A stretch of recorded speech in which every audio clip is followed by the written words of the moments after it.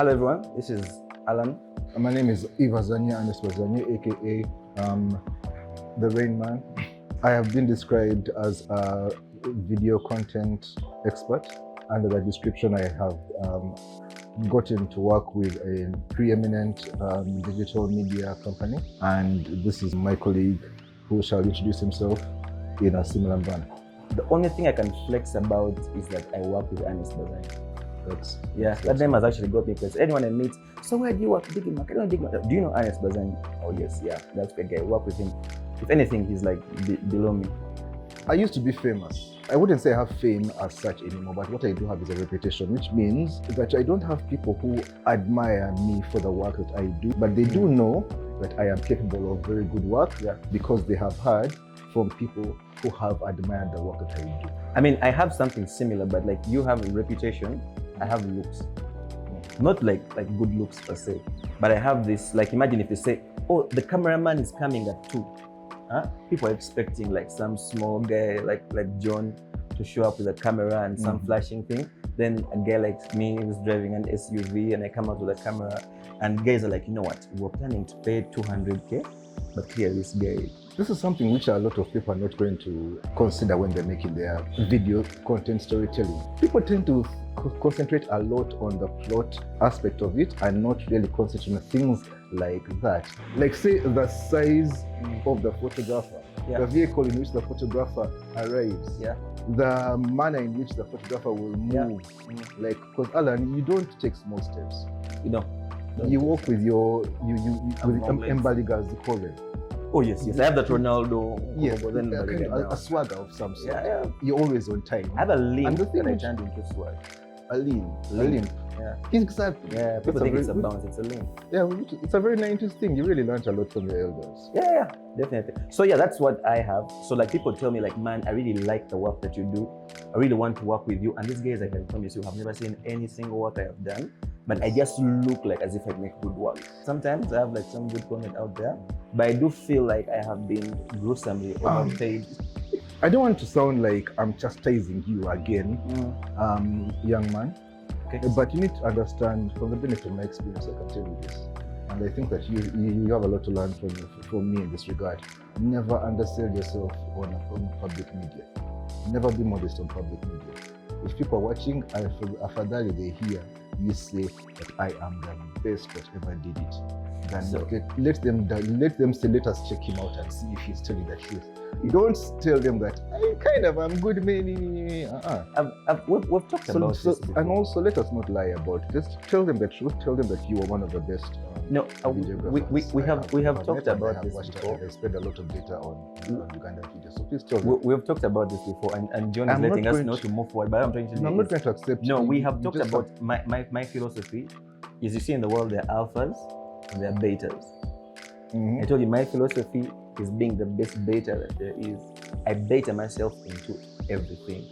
Do you know betas don't work? You see, like when lions go to chase the buffalo, the alphas go yeah. The beta is just there. They'll be like, we'll give you leftovers. These guys don't know what leftovers are feeling. You understand? So I'm such very good, very modest. And trust me, like out of 10, they're like 2 guys are going to give me jobs like out of pity. Be like, man, we doesn't think he's the best. Let's motivate him.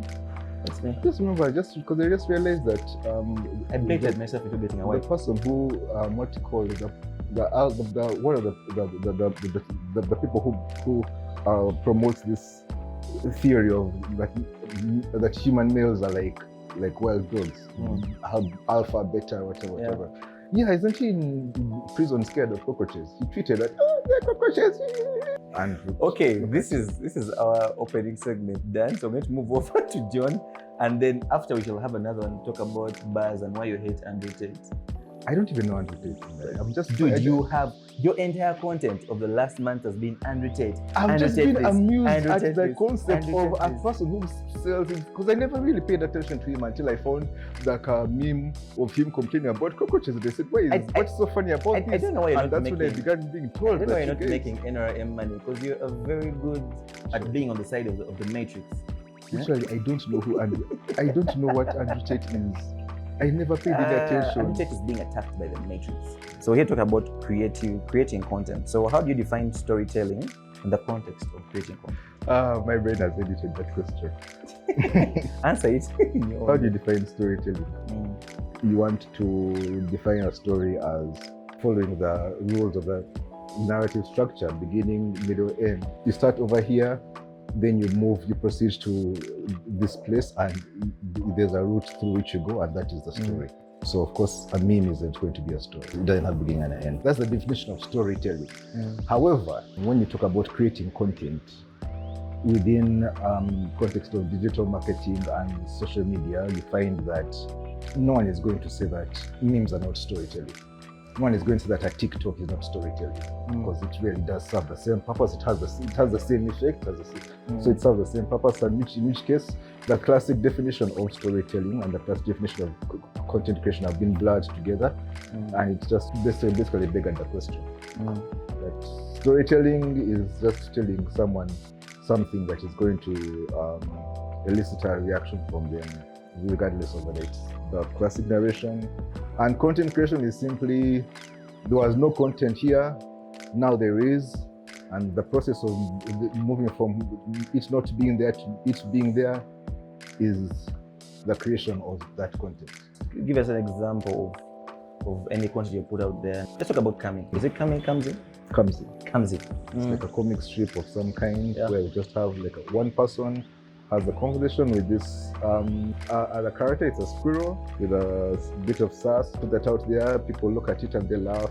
What do you consider as okay, this is perfect and I can post it? Let me give you an example of one of the drafts. So it's really funny to talk about this to people who probably haven't seen the product, but one of the drafts actually has an actual story, right?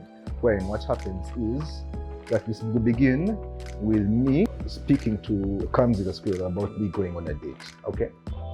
Then we have that first scene where we talk about Kamzi. She's going to criticize my choice of outfit. The next picture you see is going to be Kamzi asking me how the date went, and me reporting on how it went well because of this, and Kamzi is responding. Then the third one is going to be, so are you going to see her again, or are you going back? And then me saying exactly why it turned out. So now so it's supposed to be like a narration, like a series where it actually goes through different jokes coming from different points of.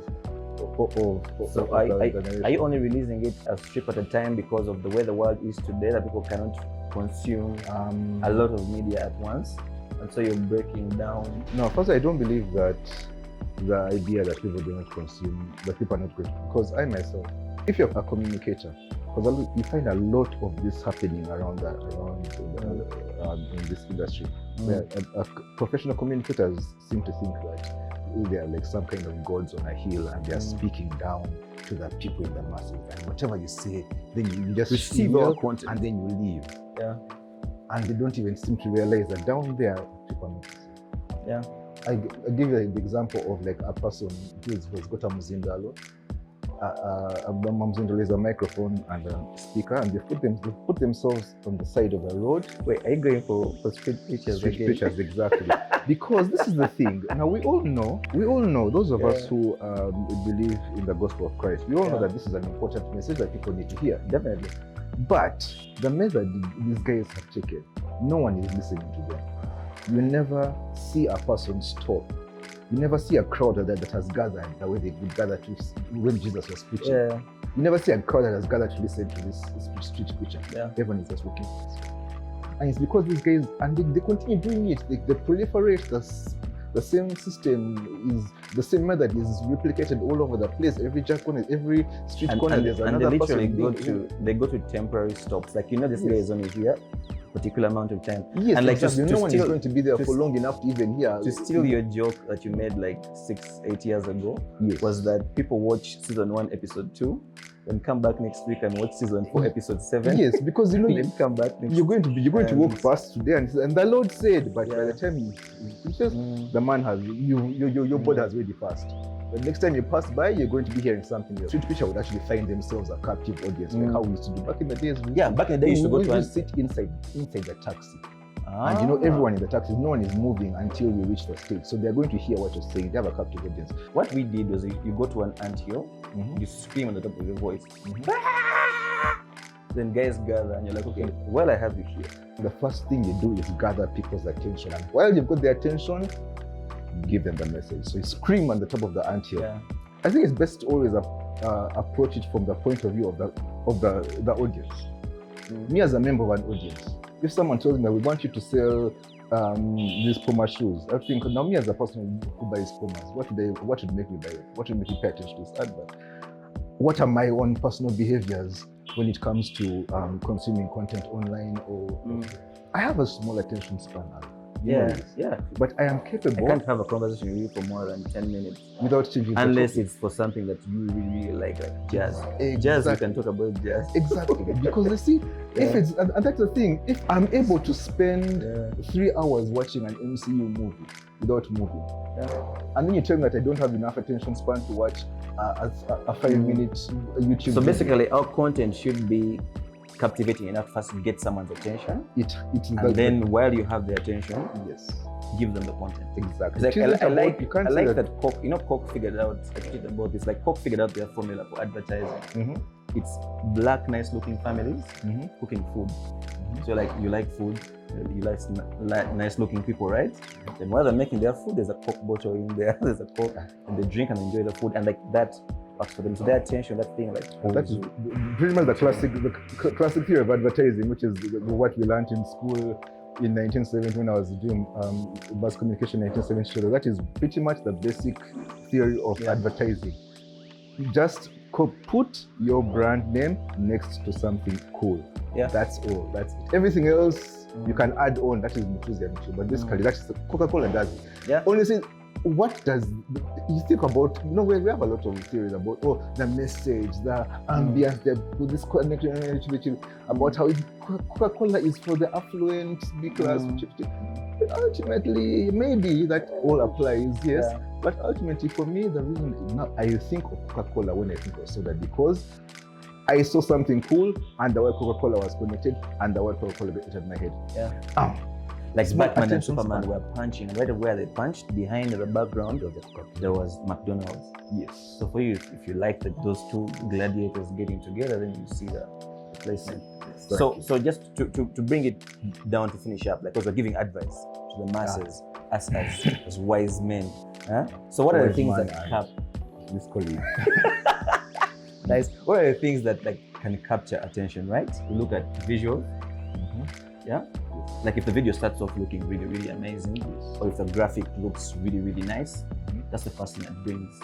Which brings us back to attention span situation. The difference, I believe, between the 3-hour Avengers movie and the YouTube ad which we skipped is that the visuals in the Avengers movie was a consistent sequence of captivating visuals. Like something interesting happened every 2-3 seconds. There was always something good to look at, as opposed to, say, a YouTube video which looks exactly like 3, 4, 5 other YouTube videos that you YouTube ad. Of course, the definition of captivating visuals is also different.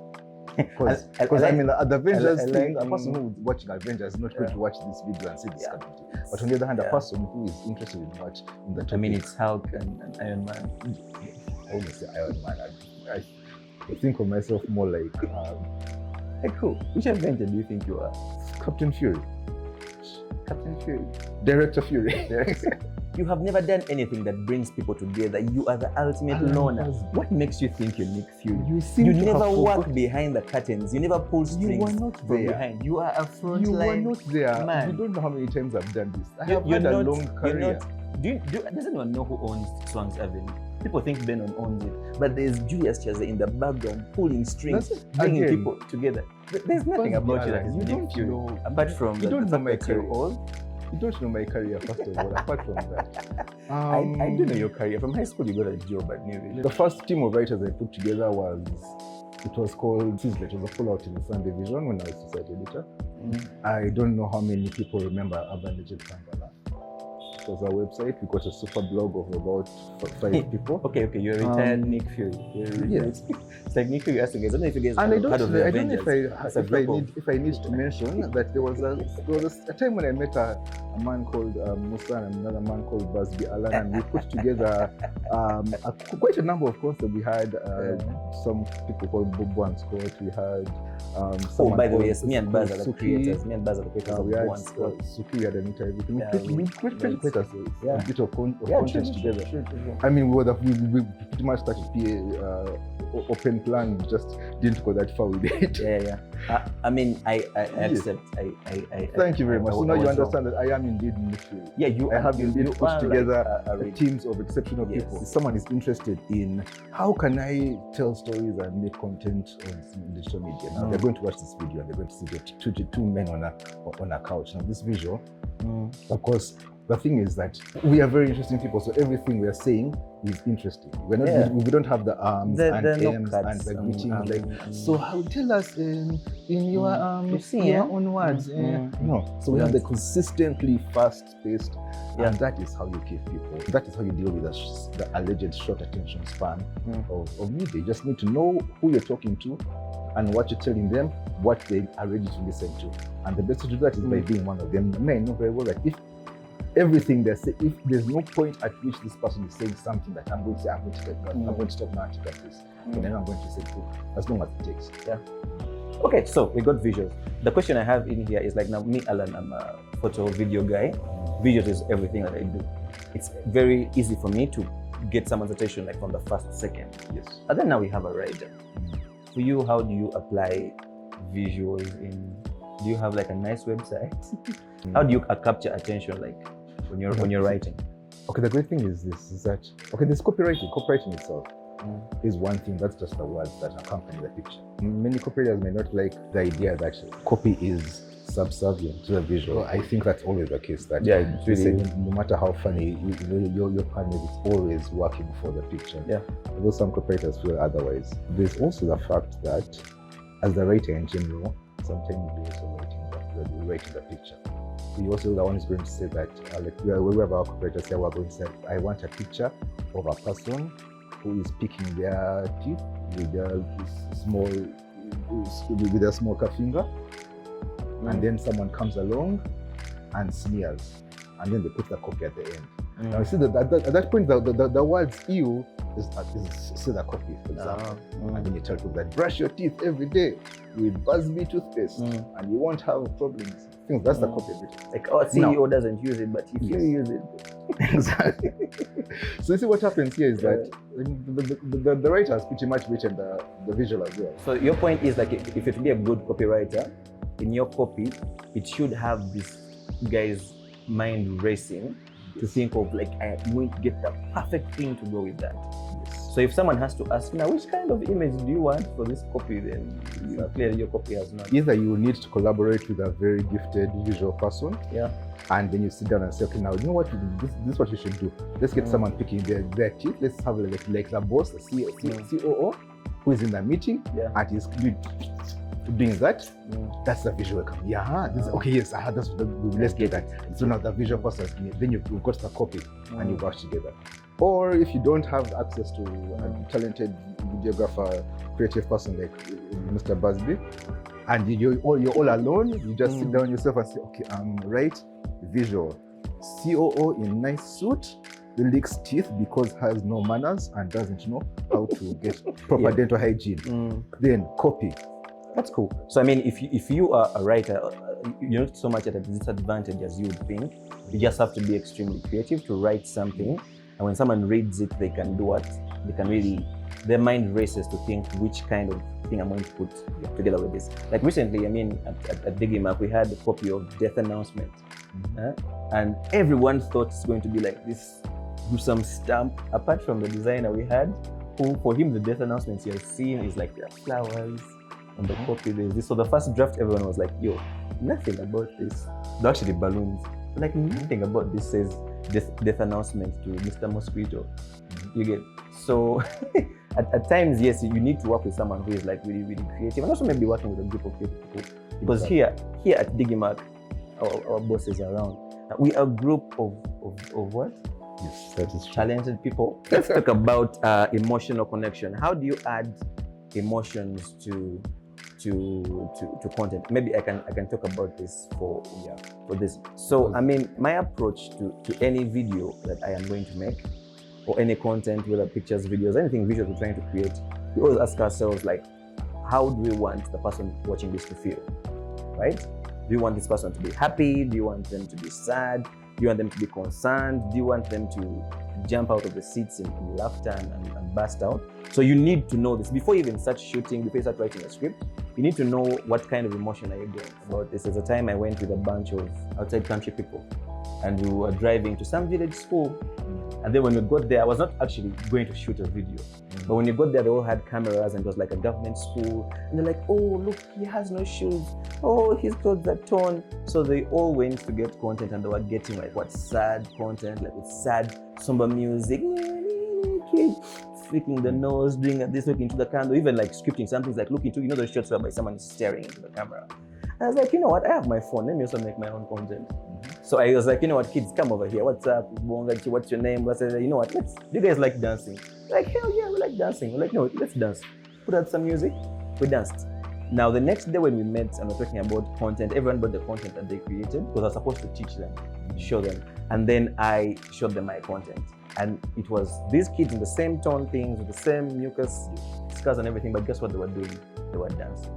They were pulling moves, they were pulling strokes, they were doing. This was my perfect way of showing them about the emotion. Like, right, you can even use something that's supposed to be sad and everything. Then I can make you feel happy about it by showing that these guys are dancing, they're having all this, and cool.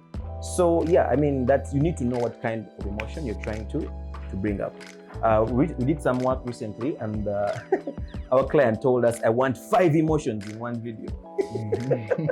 Yeah, so I want there to be sadness, I want there to be concern, but then I want it to be happy in between there, because there's a call to action, people to actually help us and give us some money, but then there's also like you show development and all these things.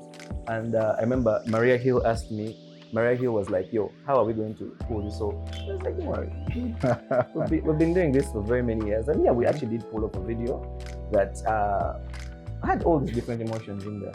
Okay. Yeah. So now over to you, copywriters and writers and everything. There are always shortcuts which you use to manipulate people's emotions in terms of when you want to communicate. There is, we know that even like you video guys, we know you have music, you have speed, like slow motion versus yes. We know you have colors. Yeah. We know you have all those things. So even us, we have like specific words which we know are going to be used. The difference, like in this case, if we're going to show that, oh, they are poverty tone, they don't have shoes, you say children. You want to show dancing, if the kids are in town, you say kids. There are things like that. They're small. So if they're sad, they're children. Yes. If they're happy, they're kids. Although if you want to keep it positive, that, or like how you said your client wants people to donate, again, you have to ask yourself, do you want them to be, say, donate because such help out of pity? Children. Help the children. If you want them to donate out of optimism, that okay, listen, we can help, these kids can get out of here.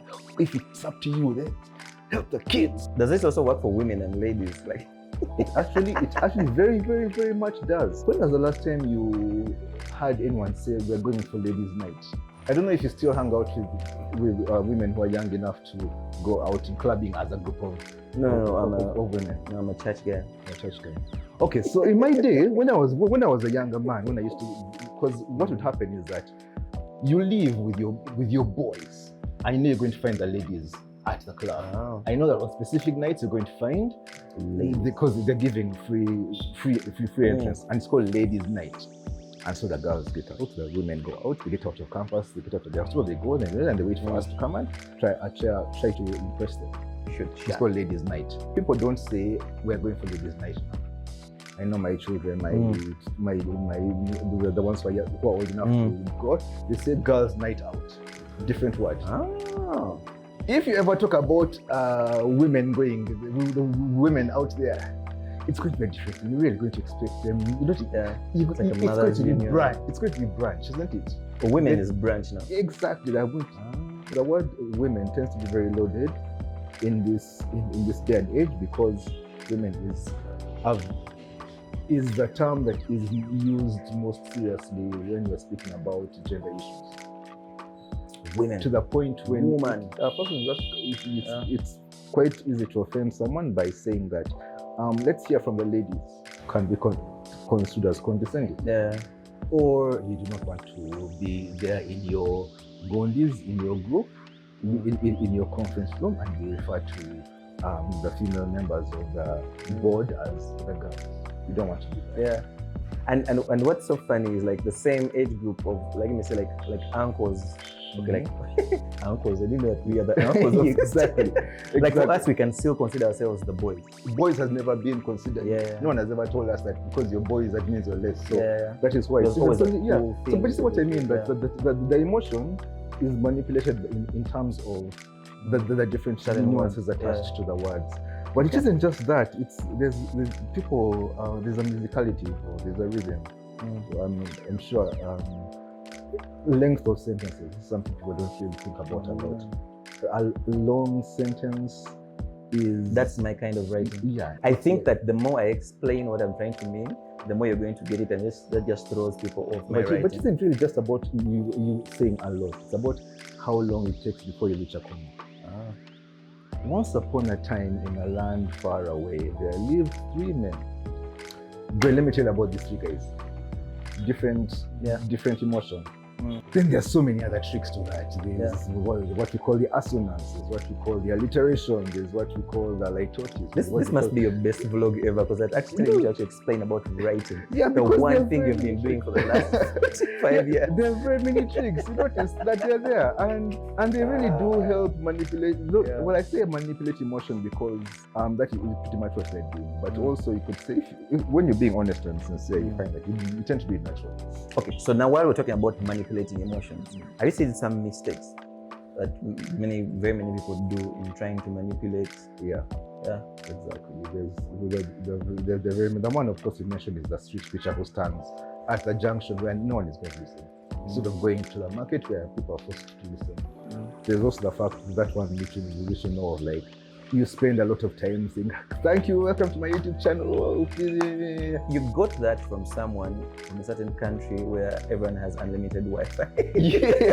You're here, like, you come into someone who has bought his 100 MBs. Yes. And then your first thing is like, oh, hi guys, welcome to the channel. Don't forget to like, things.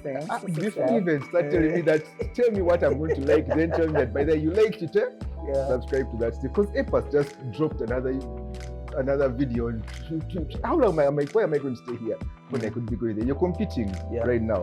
While we say all these things, we don't want to say that you should appeal to everyone, right? Oh, you could have particular not. content for a particular audience who want things taken slow. Or we work with Joel on his thing is called What the Theory, his podcast. And then the approach for this is like, we're not doing, these videos are not for everyone. Yes, exactly. They're like for a particular group of people. And then Joel takes his time to like explain everything in length. I mean, when the year was ending, we wanted to do a slide video of like all the summaries. I'm like, you know what? We started this podcast not to do this. Yes. We're not summarizers. We want to explain everything. If you're creating content that you're in it for the views, you're in it for the watch, you want to have as many eyeballs to it as possible, then that's what Baz said, by like, go get to the point and grab the person there so that they don't. The thing with Joel, and even with the video like this particular one, you know that you're not making it for a person who is going to go, you're not competing with Epas here. You don't. There's no. If a person is going to be there, like, should I watch these guys or should I go? That person is going to clearly. They're going to go to Epas. Even me, I'll go to Epas. Joel, and What's the Theory? He sits down and breaks down the classical and neoclassical philosophy and then applies it to the modern world and context. If you're interested in that, you are going to sit down and watch. To be like, this is heaven. Yes, like Joel should not do that funny. No. He can't do that. He's working with a team of people who know what he wants. And even when he tries to stray, his team always brings him back. Because Joel knows that, listen, you're here. I've got your attention. You're here to see me. Sit down. Like, you see, like my favorite podcast is something called BVS by the Minute. Now, BVS is Batman v Superman, which is one of my favorite comic book movies. It was like 2 hours and 40 minutes long. And these guys break down the movie minute by minute. So there's 40 minutes episode for every minute of the movie. And for the past 3 years, I've only done 100 episodes. Now anyone would be like, a movie is too long for me to watch. But imagine, like, I like the movie, then you watch. I listen. Every time you listen to the podcast, you go back to the watch the video they talk about. Yeah. So like there are people out there who want to consume a lot. But then, I mean, you must be able to.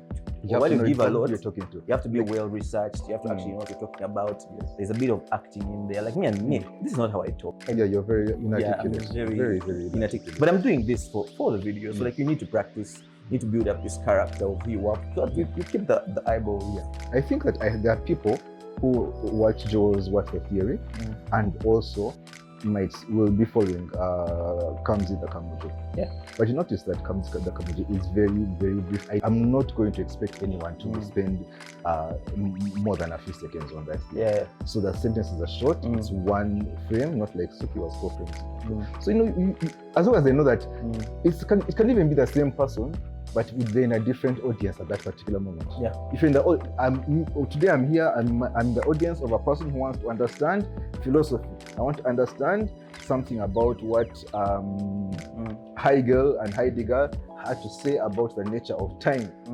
I'm going to sit there for half an hour watching the show. I'm not going to move. Yeah. But if I'm just scrolling through because I'm waiting for the safeguard guy to show up, then I'll just go and see Kamzi, 2 seconds, and move on. The story. And while we're talking about Joel, because the next question John gives us is like, how can we use storytelling to make complex or dry subjects more engaging? And philosophy is one of like those complex subjects out there. And like you said, I mean, Joel he brings the old together with the new and gives his perspective. And the best thing about it's like there's no one true answer or one way of understanding this, right? It's like I give you my take, and that's where the conversation starts from. So if your topic that you're trying to handle is like very, very complex, I mean, give your opinion and leave it open to. That's how I think it is. How do you? What do you think is? I'm just thinking the way that you mentioned stories, but even when during this conversation, you told me the stories have you told. You told us how you went through, how you went to the village with outside countries people, who you call outside people countries. You told us that story. You told us about how you showed up in your SUV and your big building. So this conversation is very dry and complex, but we are using all these different tools to break it down and make it easy for you. Like you watched Apocalypto, right? No, I didn't watch that. I'm sorry. Can I summarize it in 30 seconds? Let's see if that's so this guy is going to be slaughtered because they have not had rain for years. Then an apocalypse comes just before he's about to be slaughtered. Then he's forgiven, but guess what? You are still a slave. You have to be killed. So he takes off. So the entire movie is him trying to dodge savages from killing him. He's a savage himself. Okay. And they have his family somewhere. He goes to protect them. Thing is, after 3 hours of suffering, he reaches a cliff. And then he sees boats. So the boats of the Christians, the real apocalypse. Yeah. So you say it's an apocalypse, right? So like that, it was like open, like that's how it ended. So people were like, "Help us come," right? Kumbe. No, like some people can actually say, "Help us come," because the director, what's his name? Mel Gibson. Mel Gibson is a Catholic, right? Yeah. So maybe for him is like, huh? Mel Gibson, Kanye West. So maybe Mel Gibson is like, you know what, the Christianity has come to these savages to take away the savages away. And then someone else might be like, yo, we just survived savages, and even worse savages are coming in. Yeah. So like, there's not, if it's complex, then let it be complex. Admit that it's complex, talk about it, and then see what everyone else has to say, and you might learn something, or it may be a chance for you to even provide further knowledge. Because like realized with Joel, like we're moving away from like the videos we're doing. We're going to get into more podcasts. We're going to have panels of like more people, like more audio. Because people are like, you know what, we like this, but we'd like it to be like even way longer. Get different perspectives on there. Have someone else say this and that. So it seems long, but it's over too soon. You'll be like, I still have questions. I want to discuss this, especially on a Sunday. On Sunday is when the time you put aside for things which you're interested in. I want to hear that speaks Zarathustra. Let's talk about recent trends in the use of storytelling in content marketing. What trends are out there that get you, and what are the ones that actually make you angry? And I ask like that because I'm someone who gets hot I guess things annoy me really fast. The country is about the ones that annoy me, and I don't know if. Do you know the ones I don't like? Now look at this. Have you seen those videos of like? Oh, the ones that is like this. Like, no, the guys will just point like, you won't believe what happened in this video. And then they're just showing someone else's video. Yeah, that is very, very. Those things. It's very bankrupt. It's very, very bankrupt, and I think it's. You know, when I see them, I really want to know where is the original poster, because I think that person deserves this view more than you. Yeah. I want to make sure I give this person. It's like duets. I'm not a fan of duets. Some are funny. Don't get me wrong. Some, like if you're actually adding on, or dude, I've seen duets that like are extremely funny, but then there's some people who are just like laughing at this guy's video. You know, now this is we also in recent trends, because I was going to say that you and I was going, you're not getting TikTok generation, but the time to TikTok generation now. As we had YouTube, because YouTube was coming up nowadays. What would happen is that a YouTuber who is duetting with another YouTuber, they would actually call each other, meet, film the thing together, and then release on both their channels. Yeah. But you know, it is content which has actually been created by two people. It isn't like, oh, someone just sat here and let you do all the work. Here, they just giggled. The trend that has annoyed me for the longest time, and it's something which happens a lot in Uganda. You know that when an organically trending topic comes along, it used to be that something could trend for about 3 or 4 days. Nowadays, like if something comes up and is hot, it's going to have about 4 or 5 hours to trend on Twitter. Yeah. And then what's going to happen is you're going to have a lot of corporate social media handles which are going to jump on, and they're going to be very bland, very witless, very clumsy. All they're going to do is exactly. And the moment that happens, now me who has come on like 5 hours after the trend broke, I want to join and see what's going on. I will go down through my tail and I won't see anything except these very lame jokes. Yeah. And then the trend is dead. So I mean, honestly, I think it makes your brand look bad, first of all, because now all of a sudden, this is an example I give. You know when like you're at a wedding, you have like, you know how like you have the cool kids, the nephews and nieces, where alcohol goes. Yes, exactly. You know, I'm not going to say the ones, you know, like the people who social media advertising is trying to attract. That the typical market with that case. They're being cool, they're laughing, say something cool. And they can throw back jabs. Like, exactly. Yeah. And then, but usually at some point, you know, one of the uncles shows up. How are you? And he sees them making a joke. So you make a joke, say someone like Andrew Tate went to jail, and then I also come and say, no, you know Tate. He said, and they make a very stupid joke, very clumsy joke. Yeah. So he's Andrew Tate. Does he have a mate in the jail? He's still funny up to date. Exactly. Okay, the problem is that was kind of funny. But the thing is, this has to be like something which is I'm going to be there like, and then all the kids are going to be like, they're waiting. Now the joke is over. We're just waiting for the old man to go back where he came from. And then we are not lame enough to restart the joke. We understand that it's gone, and we're cool enough to know something else will come out. Yes, exactly. And so that is one trend that, honestly, guys, you're making your brand look like the bored old uncle who left his high table and came to disturb the kids. Don't do that. Unless you have like a very clear, unless you have a very, and then this kid who made this joke is brought to TV, and then there's some guy singing a song that's related to the joke that the guy did. Oh my gosh, he didn't even have a chance, man. Like, do you know, you know what? No, let's not make this about that. This is about John. This is John's video. Let's not bring opinions. But this is the thing that, honestly, unless you have like a very, very, very, unless it's one of the kids who are the cool kids at the wedding, who is actually capable of coming up with something which is related to your brand, stay away from the trend. Don't not do the trend jacking at all. Don't do it. I'd even suggest, even better, just make your own trends, man. Because brands, like a whole water company, you're waiting for a joke to happen from somewhere for you to get content. Don't make your own. Yeah, because then you hire people who are creative, and then there's also the thing is that it's also important to not take your audience for idiots. We know very well that, okay, I do not want to get an unsolicited spam message saying that, oh, we as a company, we love you. I know you don't. You're a company. Yeah. You don't have emotions.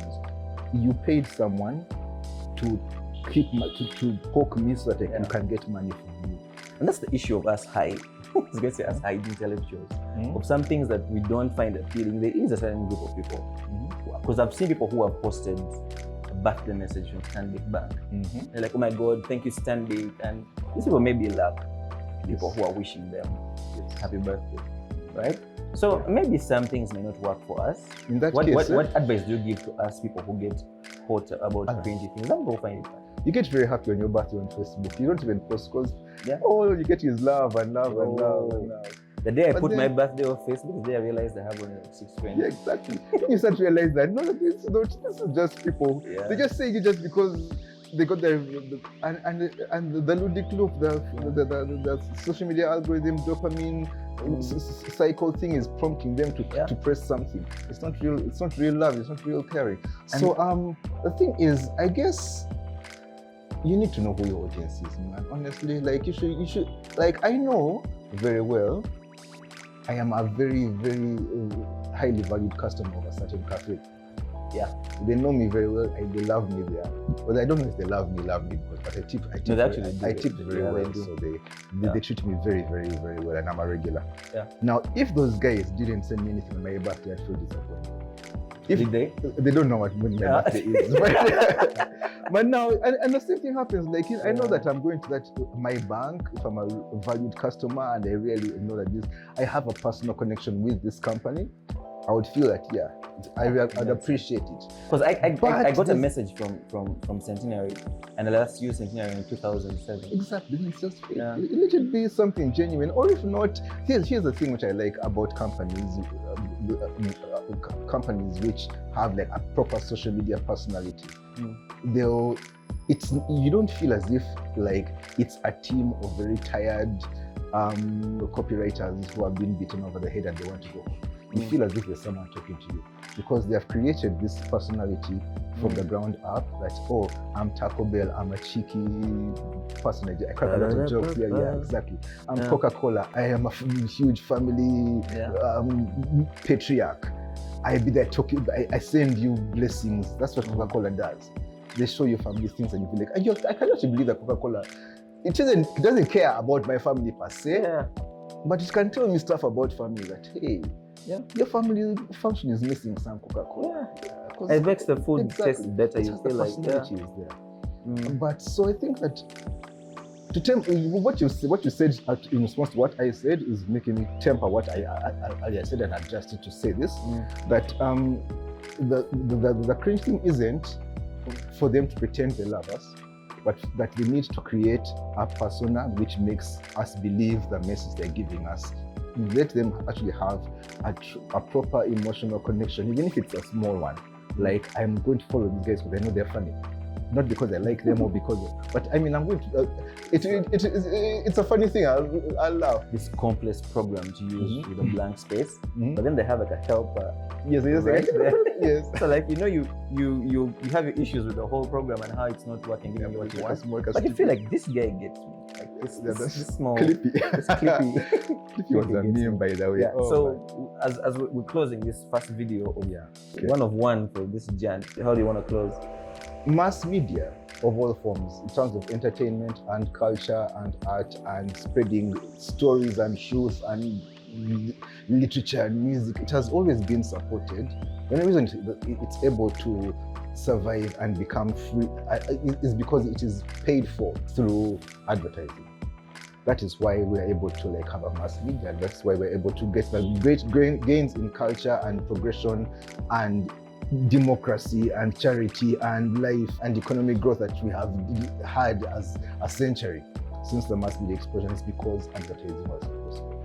Now, the old media is dying, and this means that the promulgation of these cultural artifacts such as our music and our literature is not going to be provided for free to us anymore, unless we figure out how to make sure that this wonderful and beautiful thing we have called the internet, called social media, unless we figured out how to make sure that this thing is running smoothly, you guys, and it's up to the people who make marketing, who pay for the oil that keeps the wheels rolling, to make sure their game is tight.